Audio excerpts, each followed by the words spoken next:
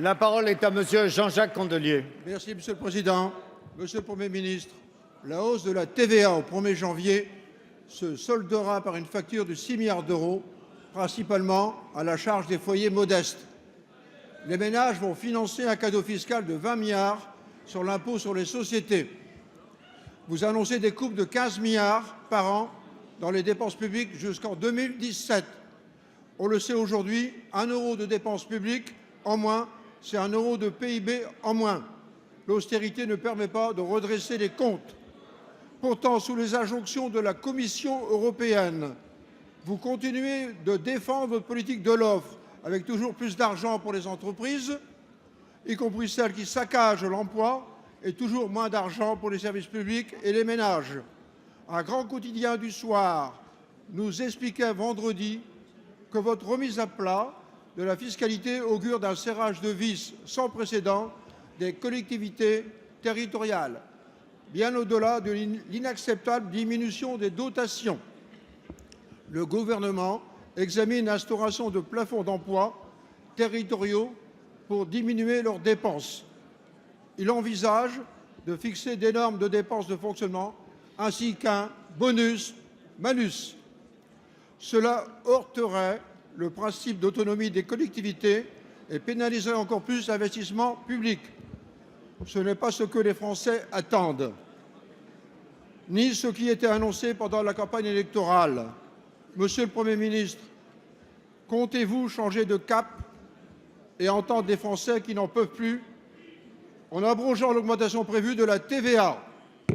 Monsieur le Premier ministre, confirmez-vous la volonté de mise sous tutelle des collectivités territoriales? Merci, Monsieur le Président.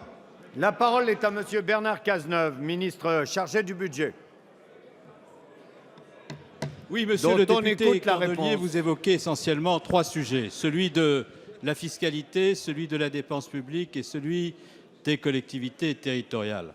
Pour ce qui concerne la fiscalité, je sais que votre groupe est très attaché au principe de la justice fiscale. C'est ce gouvernement qui a décidé l'an dernier de fiscaliser les revenus du capital comme les revenus du travail. C'est ce gouvernement qui a décidé l'an dernier de procéder à une réforme des droits de succession. Et c'est ce gouvernement, cette année, qui a corrigé un certain nombre d'injustices que d'autres avaient conduit le pays à subir beaucoup de souffrances et de difficultés sociales. Nous avons réindexé le barème de l'impôt sur le revenu, nous avons mis en place une décote, nous avons augmenté le plafond du revenu fiscal de référence et nous avons engagé une réforme de la fiscalité des entreprises de telle sorte à ce qu'il y ait moins d'impôts qui pèsent sur le chiffre d'affaires, davantage sur le résultat, et que nous puissions faire en sorte, à travers ce travail, qu'il y ait moins d'optimisation fiscale. Et c'est ce gouvernement qui a engagé une lutte résolue contre la fraude fiscale qui nous permettra, dans le cadre de ce budget,